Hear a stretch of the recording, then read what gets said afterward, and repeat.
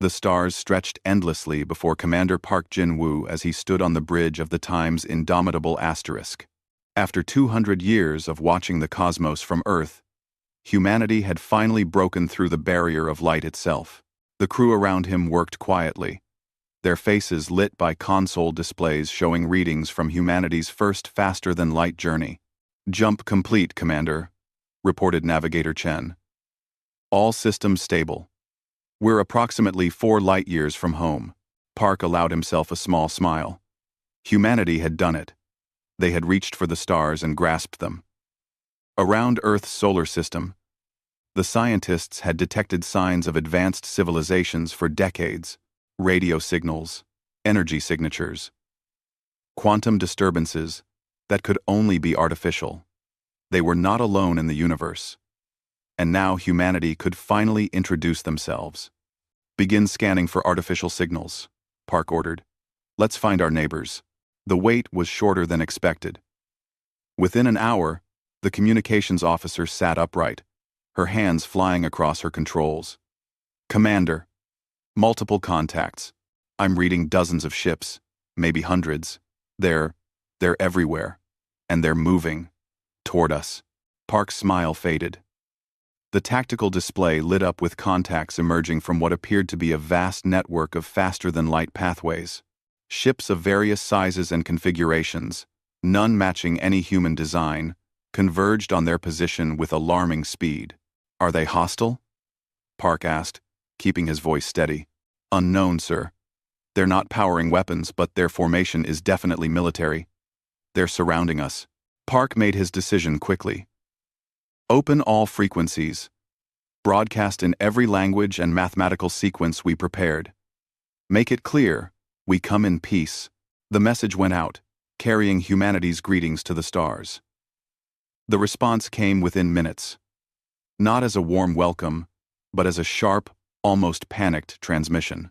The universal translator struggled with the alien language before settling on an approximate meaning. "Impossible. Quarantine zone. How did you should be extinct." Park exchanged glances with his first officer, Lieutenant Commander Sarah Kim. "Extinct?" she whispered. The alien fleet maintained their distance, but Park could see their weapons coming online now. Not targeting, just ready. They were afraid, he realized. But afraid of what?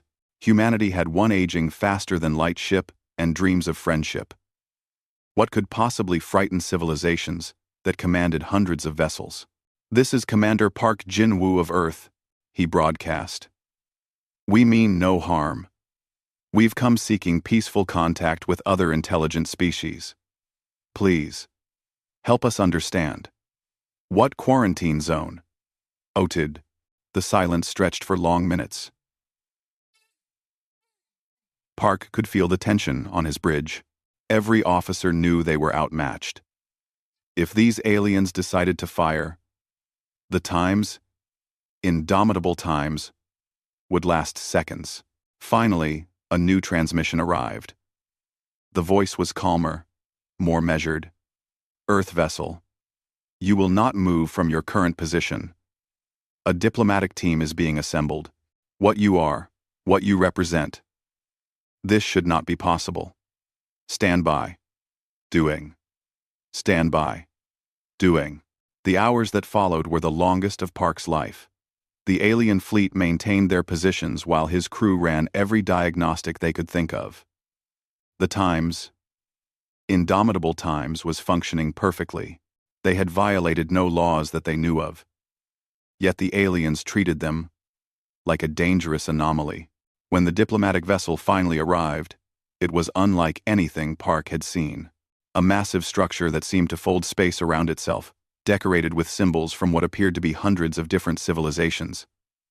The universal translator identified it as a galactic council ship. "Permission to come aboard," the transmission stated. It was not a request. Park agreed, and within the hour, he found himself in the Times Indomitable's Times small conference room, facing 3 alien beings.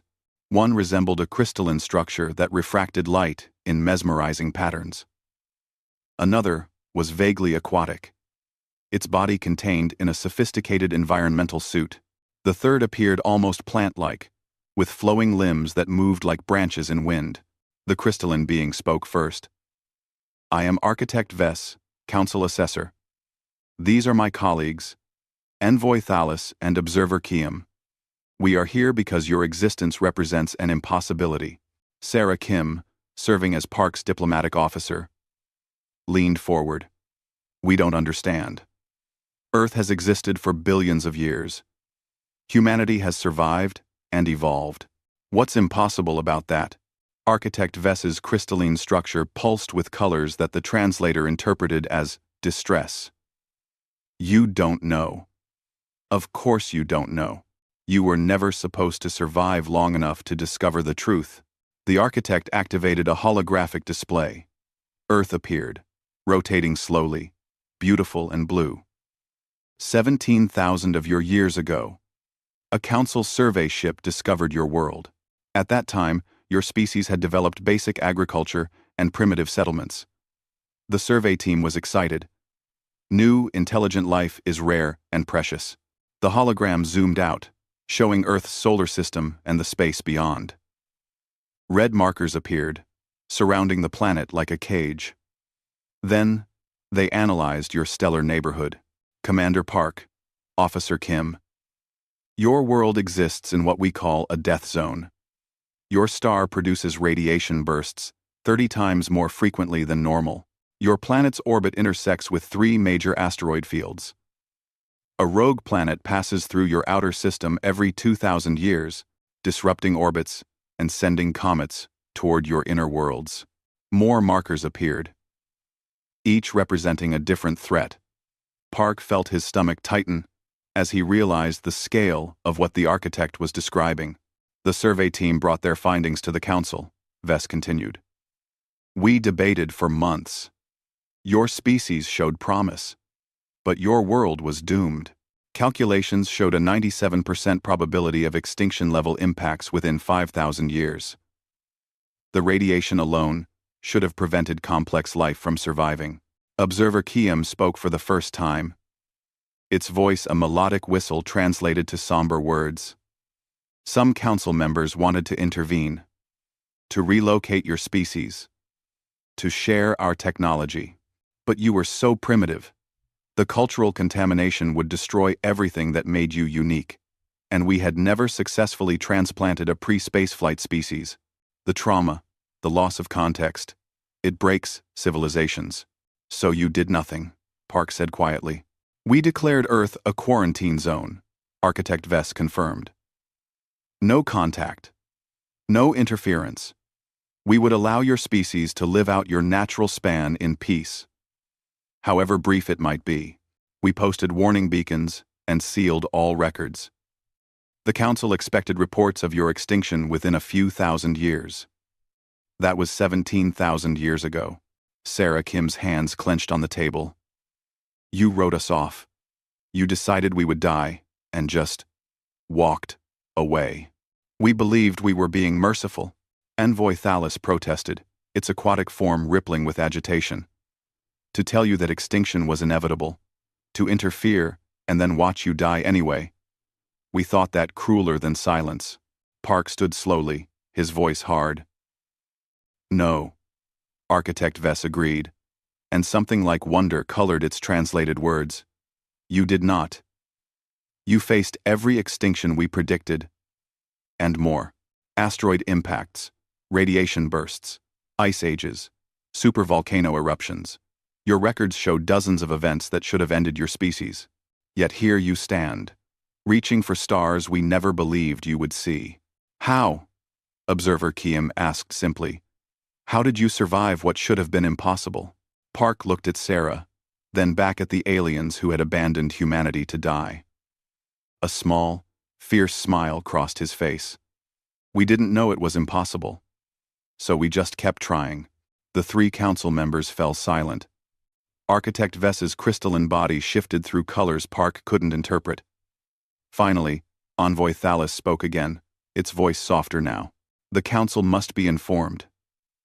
This changes everything we thought we knew about survival, about evolution, about what is possible in this universe. What happens now? Sarah asked. Now, Architect Vess said, we must decide what to do with a species that refused to accept their fate. A species that survived 17,000 years of extinction-level threats. A species that built faster than light, travel from nothing. With no guidance, no help, no intervention. Park crossed his arms. And what are the options? The architect's colors shifted again. That, Commander, is what terrifies us. Because we have no idea. 3 weeks had passed since the Indomitable's time's first contact with the Galactic Council. Park Jin-woo stood in what the aliens called a diplomatic reception hall, though it looked more like a vast bubble of transparent material floating in space. Through the walls, he could see dozens of ships from species he had never imagined. Sarah Kim stood beside him, reviewing notes on her datapad. She had been preparing for this moment since the Council agreed to formal negotiations. Around them, human crew members tried not to stare too obviously at the aliens passing by. Some walked, others floated, and a few moved in ways that seemed to ignore physics entirely. Remember, Sarah whispered, stay calm. Architect Vess says many council members still don't believe we're real. They think we might be some kind of trick. A trick, Park repeated flatly. We traveled 4 light years just to play a joke? They've had 17,000 years to convince themselves Earth was dead. We're proof they were wrong. That's hard for some of them to accept. The doors ahead opened with a sound like wind chimes. A council escort, a floating sphere covered in sensory organs, gestured for them to enter. Park straightened his uniform and walked forward. The council chamber was enormous. Hundreds of seats arranged in circular tiers surrounded a central platform. Most were filled with beings of every imaginable form. The air hummed with translation devices working in dozens of languages at once. As Park and Sarah stepped onto the central platform, the room fell silent. Hundreds of eyes, sensors, and other organs Park couldn't identify focused on them. Architect Vess stood from a prominent seat. Council members, I present Commander Park Jin-woo and Officer Sarah Kim of Earth. The humans have agreed to answer questions about their world and their survival. A large reptilian being rose immediately. I am Council Senior Drex. I reviewed the original survey data from Earth. The planet should be lifeless. How do you explain still being alive? Park had prepared for this question, but the hostility in the alien's tone surprised him. We survived because we had to, he said simply. When asteroids threatened our world, we learned to track them. We built ways to push them off course. When radiation from our sun became dangerous, we developed shielding and underground shelters. Every problem that should have killed us became something we had to solve. Impossible, another council member said, this one resembling a cloud of gas held together by magnetic fields. Our models showed that your technological development would be too slow. You should have faced extinction before achieving the capability to defend yourselves. Sarah stepped forward. May I see your models? There was a pause. Then the data appeared on holographic displays around the chamber. Sarah studied them for several minutes, while the council waited. Park could see her expression shift from curiosity to understanding to something close to anger. These models are wrong, she said finally. The chamber erupted in noise. Several council members stood, shouting in languages the translators struggled to process. Architect Vess raised its crystalline arms, calling for order. Explain, Vess said to Sarah. Your models assume steady, predictable development, Sarah said, her voice carrying across the chamber. You calculated how long it would take a species to advance from primitive tools to space technology under normal conditions. But Earth didn't have normal conditions. Every disaster forced us to innovate faster. When asteroids hit, we didn't just rebuild. We studied them. We learned. Each catastrophe taught us something new. She pulled up data from Earth's history. 65 million years ago, an asteroid killed the dinosaurs. But it also created conditions for mammals to thrive. 12,000 years ago, ice ages forced our ancestors to develop better tools, better cooperation, better planning. 3,000 years ago, a massive volcanic eruption destroyed entire civilizations. But the survivors spread their knowledge to new lands, mixing ideas, creating innovations. You're saying disasters made you stronger? Council, Senior Drex said. Disbelief, clear in his voice. Not stronger, Park corrected. More determined. We learned that sitting still meant death. We had to keep moving forward, keep improving, keep trying new solutions. Your models assume we would develop at the same rate as species on safe worlds. But we didn't have that luxury. We had to learn faster or die. A small, insect-like being spoke up from the upper tiers. The Council acted with mercy when we quarantined your world. We gave you peace in your final years. You gave us nothing, Sarah said, and her voice was sharp now. You decided our fate without asking us, without even telling us. What gave you the right? We are the Galactic Council, the insect being said. We have guided civilization for 1,000,000 years. We know what is possible and what is not. Except you were wrong about us, Park said, and now you have to face what that means. If your predictions about Earth were wrong, what else might you be wrong about? The chamber fell silent again. Park could feel the weight of hundreds of alien minds processing this idea. Architect Vess's colors shifted rapidly, a sign of deep thought. There is another issue we must address, said a new voice. A being that looked like living metal stood from the council seats. I am Forge Master Kellen. Commander Park, your ship uses faster-than-light technology. How did you develop this, without any outside guidance? Trial and error, Park said. Mostly error at first. We lost 3 test ships and 47 volunteers before we succeeded. But we learned from each failure. Trial 7. That's impossible, Forge Master Kellen said flatly. Faster-than-light travel requires understanding of quantum mechanics, exotic matter, and dimensional physics that took my species 10,000 years to master. With guidance from older council races, how long did it take humanity? Architect Vess asked quietly. About 300 years from our first theories to successful test, Sarah answered. We launched the Times, indomitable Times, 150 years ago. She's our first long-range vessel. The chamber erupted again. This time, Park heard fear in the voices. A 300-year development cycle for faster-than-light travel was apparently unheard of among council races. This is why we quarantined them, Council Senior Drex shouted. They develop too fast.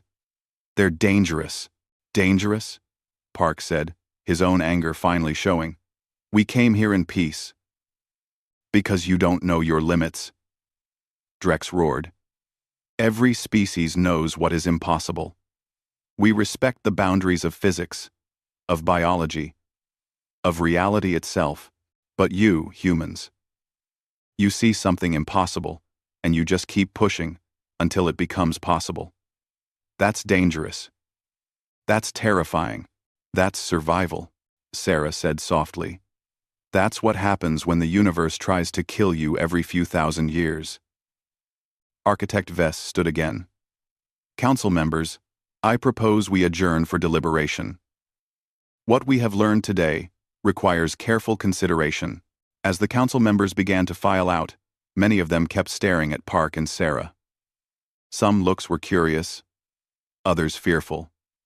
A few seemed almost hostile. Park and Sarah were escorted to a waiting area. Once they were alone, Sarah let out a long breath. That went well, she said sarcastically. They're afraid of us, Park said. Not because we're aggressive or violent. Because we survived when we shouldn't have. Because we achieved in centuries what took them millennia. We make them feel inadequate. What do you think they'll decide? Park looked out at the vast station, at the ships of 1,000 species, floating in the darkness of space. I don't know, But I know one thing for certain. We didn't survive 17,000 years of extinction events just to let some council tell us we're not allowed to exist. Sarah smiled.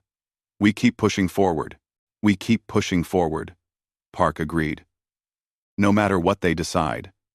6 months had passed since humanity's first appearance at the council. Ambassador Lee Min-jun sat in his office aboard the human embassy station, reviewing the latest rejection. The council had denied Earth's application for full membership for the 3rd time. The reasons were always the same. Unproven stability. Insufficient time for proper evaluation. Need for extended observation period. But Lee knew the real reason. Fear. Ambassador. His assistant, Lieutenant Park Soo-young, entered with another datapad. The council has released new regulations. They're restricting human ships to approved trade routes only. We're being blocked from 70% of council space. Lee closed his eyes and counted to 10. What's their justification? Safety concerns. They claim human navigation methods are too unpredictable and pose risks to other vessels. That's ridiculous. We've had 0 accidents, 0 violations. Our safety record is better than half the council species. I know, sir. But logic doesn't seem to matter. Lee stood and walked to the window. Outside, he could see human cargo ships waiting at the station's outer markers, forced to remain in designated areas, while alien vessels moved freely throughout the system. Has Commander Park responded to our messages? Yes, sir. The Times. Indomitable Times is 3 days out. He says he has important information. Lee nodded. Park had been exploring the frontier regions, mapping new routes, and making contact with minor species not represented on the council. It was work the council should have been doing but seemed to have lost interest in centuries ago. 3 days later, Park Jin-woo sat across from Lee in the embassy conference room. With him were Sarah Kim and a new officer, Engineer Choi Hana, who looked both excited and troubled. Show him, Park said to Choi. The engineer activated a holographic display. A star system appeared, with one planet highlighted in red. This is the Velan system, Choi explained. Home to the Velani people, population approximately 400 million. They're not council members. Too far from the main space lanes. Too technologically limited. The council surveyed them once, about 200 years ago, and classified them as low priority. What about them? Lee asked. Park leaned forward. Their star is dying, Ambassador. Not in millions of years. Now, within the next 3 months, it's going to expand into a red giant. When that happens, their planet will be consumed. Lee felt his blood run cold. 400 million people. Does the council know? We sent 3 emergency notifications, Sarah said. Each one was acknowledged and filed for review. That was 5 weeks ago. We've heard nothing since. They're going to let them die, Lee said quietly. It's worse than that, Choi said. We accessed the council's public databases. They've known about the Velani star's instability for 50 years. They've been monitoring it. They know exactly when it's going to expand. They just decided it wasn't worth the effort to evacuate. Lee stood and paced the room. How many ships would it take? What kind of operation are we talking about? The council could do it easily, Park said. They have thousands of large transports. With their resources, they could evacuate the entire planet in a month. Maybe less, but they'd have to coordinate multiple species, allocate resources, disrupt trade routes. It would be expensive and complicated. So they're choosing not to act, Lee said. 400 million lives. And they can't be bothered because it's inconvenient. There's something else, Sarah added. We made contact with the Velani government. They've been begging the council for help for 2 years. The council keeps telling them that assistance is being arranged, that ships are being prepared. The Velani still believe help is coming. They don't realize they've been lied to. Lee stopped pacing. What are the Velani capable of? Can they evacuate themselves? They have basic spacecraft, Choi said. But Nothing with faster-than-light capability. They can't reach any habitable worlds in time. They're trapped. The room fell silent. Lee looked at the hologram of the doomed planet, thinking of 400 million people going about their lives, trusting that the Great Galactic Council would save them. "How many human ships do we have available?" Lee asked. Park's eyes widened. "Ambassador, you can't be serious. The Council explicitly forbids unauthorized intervention with developing species. If we act without approval, they could revoke what few rights we have. They could declare us rogue actors. We'd be outlaws. Revider, we'd be outlaws." "How many ships?" Lee repeated. Park exchanged glances with Sarah and Choi. "We have 17 vessels in range that could reach the Velen system in time. Most are cargo ships. Converted explorers. Nothing designed for mass evacuation. And even with all of them, we couldn't save everyone." "How many could we save?" Choi ran calculations on her pad. "If we strip the ships to minimal crews, maximize cargo space, ignore every safety regulation. Maybe 300 million. Maybe. The logistics would be a nightmare. We'd need planet-side coordination, perfect timing, and a lot of luck." "That's not everyone," Lee said quietly. 100 million would still die. 100 million instead of 400 million, Sarah said. "That's 300 million lives saved." Lee thought about Earth. About 17,000 years of struggling against impossible odds. About humanity learning to survive through stubborn determination and refusal to accept fate. About the Council that had written them off as doomed and walked away. "Here's what we're going to do," Lee said. "Park, take the Times, indomitable Times, and every ship you can gather. Go to the Velen system. Start the evacuation. I'll handle the Council." "They'll stop us," Park warned. "They could send warships, then work fast." "Sarah, I need you to coordinate with the Vellani government. They need to know the truth. They need to know the Council isn't coming. But humanity is." "Ambassador," Park said carefully. "This could end everything. The Council could ban us from their space entirely. All our diplomatic work, all the progress we've made, it could all be destroyed." Lee looked at each of them. "If we have to choose between political progress and saving 400 million lives, is that even a choice? The Council left us to die.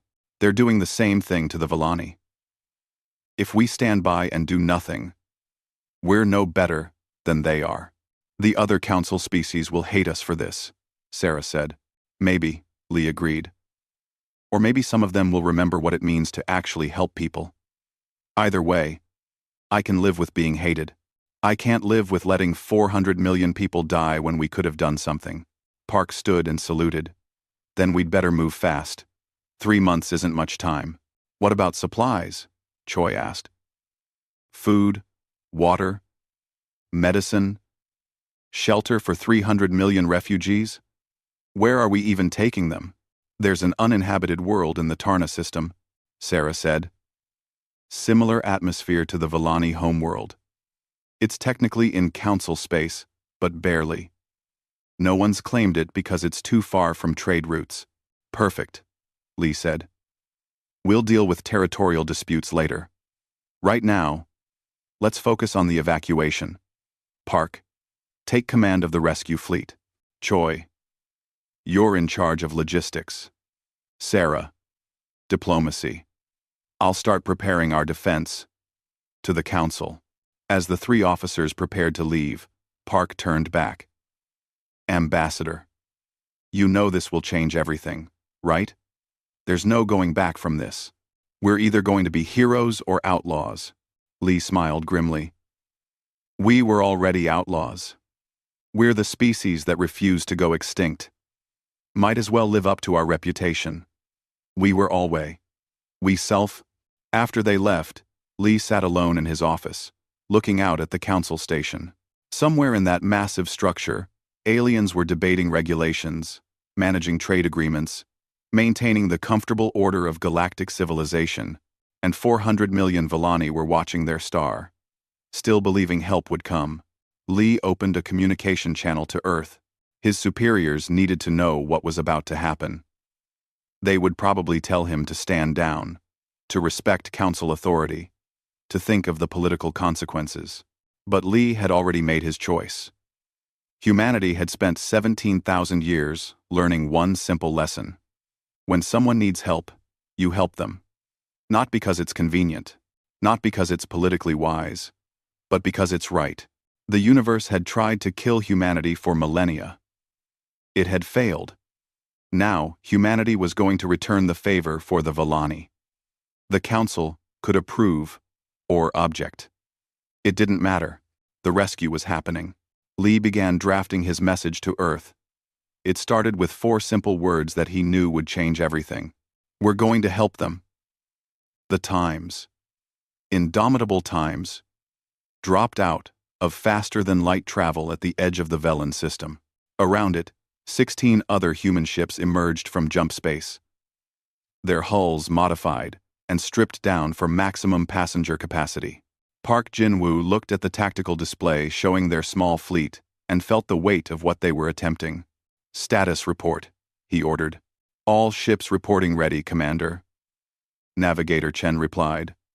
Local space is clear. No council vessels detected. They'll come, Sarah said from her station. Once word gets out about what we're doing, then we work fast. Choi, what's our time frame? Engineer Choi Hana pulled up the stellar data. The Villani star dominated the display, its surface roiling with activity. The expansion will begin in 73 days. Once it starts, the planet has maybe 48 hours before surface temperatures become unsurvivable. After that, another week, before the star's outer layers reach the planet's orbit. 73 days to evacuate 300 million people, Park said. We'll need to move 50 million a week, 7 million a day. It's impossible, one of the junior officers whispered. Park turned to face his crew. Don't use that word. Humanity has been doing the impossible for 17,000 years. We're not stopping now. The first shuttle teams landed on Velan 3 hours later. Sarah led the diplomatic mission, meeting with the Villani Governing Council in their capital city. The Villani were humanoid, with pale blue skin and large eyes adapted to their star's light. They greeted the humans with a mixture of hope and confusion. We don't understand, said First Counselor Yenna, her voice translated by the human devices. The Galactic Council told us ships would come. Are you those ships? Sarah had dreaded this moment. No. First Counselor, the Galactic Council is not coming. I'm sorry to tell you this, but they decided your evacuation was too difficult. They've been lying to you for 2 years. The Villani Council chamber erupted in panic. Counselors shouted in their language, their emotional displays showing terror and betrayal. Yenna held up her hands for silence, but her own fear was visible. Then we're going to die, Yenna said quietly. All of us. Our children. Our history. Everything. No, Sarah said firmly. Humanity is here. We have 17 ships. We can't save everyone, but we can save most of you. 300 million people. But we need your help. We need organization, coordination, and trust. Why? Another counselor asked. Why would you help us? You owe us nothing. The Great Council won't come. Why would you? Sarah thought about Earth, about asteroid impacts and ice ages, about a species left to die that refused to accept their fate. Because we know what it's like to face extinction, and because it's the right thing to do. Over the next week, the operation took shape. The Villani government organized their people into evacuation groups. Families were kept together when possible. The young and sick were prioritized. Human ships landed in rotation, each one loading thousands of refugees before launching back to orbit. Choi coordinated the logistics from the time's indomitable asterisk, pushing every system beyond its rated limits. "We're using the ship's matter recyclers at 300% capacity," she reported. "Life support is straining. We're packing people into every available space. It's not comfortable, but it's keeping them alive." "How are we doing on the timeline?" Park asked. "Better than expected. The Villani are incredibly organized. No panic. No riots. They're loading faster than we planned." Choi paused. "We might save more than 300 million. Maybe 350. Park allowed himself a moment of hope. But it was cut short when the proximity alarm sounded. "Commander!" Navigator Chen called out. "Multiple faster-than-light signatures. Big ones. Incoming ships." The tactical display updated. 30 vessels emerged from jump space, all bearing Council identification. They were military ships, heavily armed. At their center was a massive dreadnought that made the Times' indomitable Times look like a toy. "This is Council Enforcement Fleet Delta," a transmission announced. "Human vessels, you are in violation of Council law. Cease your activities immediately and prepare to be boarded." Park's hands clenched. "How long until our next shuttle cycle completes?" 40 minutes, Choi said. "We have 8,000 Villani aboard shuttles, or in transit. Then we keep working." Park opened a channel. "Council Fleet. This is Commander Park Jin-woo. We are engaged in humanitarian rescue operations. We will not cease until all possible refugees are evacuated." "You have no authorization for this operation," the Council Commander replied. "You are interfering with a developing species and violating quarantine protocols. Stand down or we will use force." Sarah looked up from her station. "They're not bluffing. Those ships have weapons that could destroy us in seconds." Park thought quickly. "Open a wideband transmission. All frequencies. I want every ship in range to hear this." Once the channel was open, Park spoke clearly. "This is Commander Park, Jin-woo, of Earth, to all Council vessels and any ship receiving this transmission. The planet below us is home to 400 million Villani people. Their star is dying. The Galactic Council has known about this for 50 years and chosen to do nothing. They told the Villani that help was coming, but it was a lie. Now the Council wants us to stop helping because we didn't ask permission first. I'm asking everyone listening. Is this what the Galactic Council represents? Letting entire civilizations die because saving them is inconvenient?" The silence that followed was broken by a new voice. "Human vessel. This is Forge Master Kellen. My ship is en route to your position. Do not stop your work." Park felt a surge of hope. "Forge Master, you'll be in violation of Council orders. Then I will be in violation. What the Council is doing is wrong. My species will not be part of it." More voices joined in. "This is Captain Thren of the Aqualis Alliance. Our medical ships are 2 days out. We're coming to help." End quote. Merchant Fleet Designation. 7-7 volunteering cargo capacity. Where do we land? Number 4. Number 4. Number 4. Park watched as the tactical display filled with new contacts. Ships from a dozen different species, all changing course toward the Velen system. The Council Enforcement Fleet found itself surrounded by vessels pledging to help with the evacuation. The Council Commander's voice came back, tight with frustration. "This is mutiny. You're all violating direct Council orders. Then arrest all of us," Forge Master Kellen replied. "But know that the galaxy is watching. Every ship with a transmitter is seeing this. The Council can enforce its rules, or it can let us save these people. Choose." The enforcement fleet held position but did nothing. Park realized they were caught. If they attacked, they would be firing on humanitarian vessels in front of witnesses across the galaxy. The political cost would be devastating. "All ships, Park broadcast, coordinate with Engineer Choi for landing assignments. Let's bring these people home." The next 60 days were a blur of constant activity. Human ships worked around the clock. But now, they had help. Forge Master Kellen's massive cargo vessels could carry 1,000,000 Villani each. The Aqualis medical ships treated the sick and injured. Merchant fleets contributed whatever space they could spare. The Council enforcement fleet remained in system but took no action. They simply watched as the rescue operation grew beyond anything they could stop. Choi's estimates kept improving. "We're going to do it," she said on day 60, her voice exhausted but triumphant. "We're going to save them all. All 400 million. Every single Villani." Park looked at the planet below, now nearly empty. Cities stood silent as their inhabitants fled to orbit. The Villani star loomed larger in the sky each day, its deadly expansion approaching. On day 72, the last shuttle lifted off from Villan. Aboard was First Counselor Yenna and her family. Sarah was with them, and she opened a channel to Park. "That's everyone, Commander. The planet is evacuated." Park felt tears in his eyes. They had done it. Against Council orders, against impossible odds, they had saved an entire civilization. "Set course for the Tarna system," Park ordered. "Let's take these people to their new home." As the massive fleet began to move, Park watched the Council ships finally break formation and jump away. They had been witnesses to their own failure and humanity's success. "Commander," Sarah said over the comm, "the Villani want to thank you.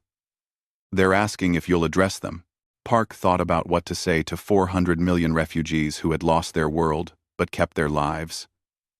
He thought about Earth, about survival, about the choice between following rules and doing what was right. "Tell them," Park said, "that this is what humanity learned from being left to die. We learned that when someone needs help, you help them. No matter what anyone else says, no matter what it costs, you help them."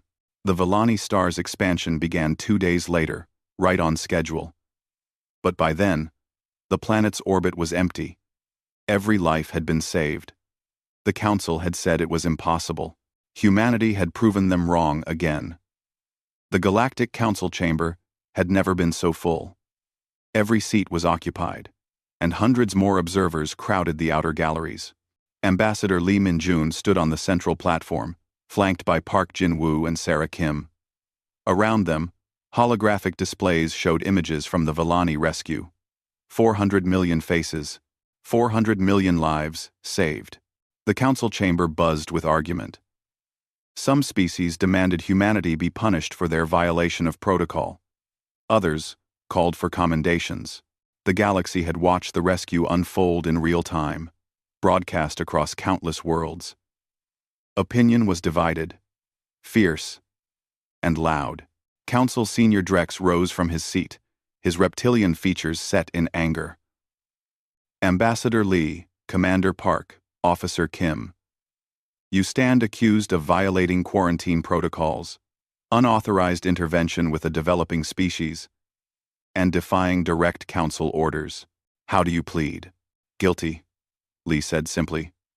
"We did all of those things, and we'd do it again." The chamber erupted again. Drex pounded his gavel, demanding silence. "You admit your crimes? You show no remorse?" "I show no remorse for saving 400 million lives," Lee replied. "The only thing I regret is that the Council forced us to break their laws to do it." "The protocols exist for a reason," another Council member shouted. "Without order, without rules, we descend into chaos. Your rules were going to let an entire civilization die," Park said, stepping forward. "The Council knew about the Villani star for 50 years. You had the resources to save them easily, but you chose not to because it was inconvenient. Because it would cost too much. Because they weren't important enough." Architect Vess rose, its crystalline form pulsing with colors. "Commander Park speaks the truth. I have reviewed the records. The Villani situation was brought before the Council 18 times over the past 20 years. Each time, it was delayed, referred to committee, or dismissed as low priority. We have limited resources." Council Senior Drex protested. "We cannot save every species from every natural disaster. We must make difficult choices. You had the resources," Sarah said quietly. In the end, it took 17 human ships and volunteers from 37 council species. You could have done it with a fraction of your fleet. You chose not to. That's not a resource problem. That's a choice. A small, floating, being drifted forward. Lee recognized it as Representative Min, from a minor species rarely heard in council debates. I want to say something, Min announced, its voice amplified by translators. My species was where the Villani are now, 800 years ago. Our world faced destruction from tectonic collapse. We begged the council for help. We were told that intervention was not cost-effective, that saving us would set a dangerous precedent. The chamber grew still. This was clearly news to many council members. We survived through luck and desperate effort. Min continued. Half our population died. Our civilization was set back centuries. When we finally joined the council, we were told this was the way of things, that the council could not save everyone. We accepted it because we had no choice, but watching the humans save the Villani, I realized something. The council didn't lack the ability to save my people. You lacked the will. More voices rose. Species Lee had never heard of began sharing similar stories, disasters that the council had deemed too expensive to address, extinctions that had been allowed to happen because intervention would have been complicated. A pattern emerged of a council that had grown so focused on maintaining order that it had forgotten why that order existed. Enough! Council Senior Drex roared. This is not a referendum on council policy. This is about humans violating our laws. Then let's talk about laws, Lee said. The council left Earth to die 17,000 years ago. You decided our extinction was inevitable and walked away. You broke your own first principle, that all intelligent life has value. You violated that principle with us. You violated it with Representative Min's people. You violated it with the Villani. So yes, we broke your protocols, but only because your protocols were already broken. Forge Master Kellen stood, its metallic form reflecting the chamber's light. If you punish the humans, you must punish me as well. And the 36 other species who helped. Are you prepared to expel half the council? Council Senior Drex looked around the chamber. The political reality was clear. Too many species had supported the rescue. Too many had similar stories of council inaction. Punishing humanity would mean acknowledging that saving the Villani had been wrong. Architect Vess spoke into the silence. Perhaps the question is not whether humans should be punished. Perhaps the question is what their actions reveal about us. The council was created to foster cooperation, to help species survive and thrive. When did we lose sight of that purpose? We have rules for a reason, a council member argued weakly. Yes, Vess agreed. But rules serve people. People do not serve rules. The humans understood this. They saw beings in need and helped them. They didn't calculate cost-effectiveness or political ramifications. They simply acted. And in doing so, they reminded the galaxy what we should be. Pretty words, Drex said bitterly. But they don't change the fact that humans violated our authority. If we let this stand, every species will think they can defy council orders whenever they disagree. Maybe that's not a bad thing, Representative Min said. Maybe we need species willing to do the right thing, even when ordered not to. Maybe that's exactly what the council has been missing. Lee saw the moment shift. The council was divided, but the momentum was changing. More and more voices spoke in support of the rescue, if not of the methods. I have a proposal, Architect Vess announced. Ambassador Lee, if the council grants Earth full membership with equal rights and status, will you agree to work within council structures going forward? Lee exchanged glances with Park and Sarah. This was what they had wanted from the beginning. Full membership. Equal standing. But the cost had been high. We will agree to work within council structures, Lee said carefully. If the council agrees to reform, we want a permanent rescue and relief organization.